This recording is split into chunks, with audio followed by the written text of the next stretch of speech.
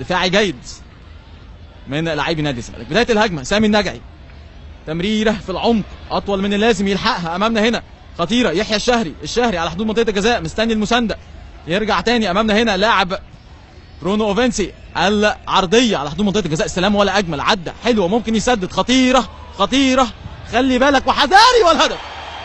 يا ولد قلنا في ثغرات في دفاعات نادي الزمالك، وحذاري من الهجمات. وليوناردو بيريرا البرازيلي المعار من الجزيرة الإماراتي هذا الموسم يضع الهدف الأول، جول أول لنادي النصر السعودي، جول التعادل في الدقيقة 12. يعدل أمامنا هنا البرازيلي ليوناردو بيريرا اللي يعني بيعتمد عليه كتير قوي في كل المباريات ريكاردو جوميش البرازيلي الآخر المدير الفني الحديث، واللي جه بيه مع قدومه للقياده الفنيه للنصر. شوف هنا امامنا ولا اجمل احمد الفريدي، ضيع هجمه من اقوى واخطر الهجمات، لكن عمل اسيست ولا اجمل، والتسديده من مره واحده يضعها بمهاره واتقان وتقنيه عاليه في التوجيه.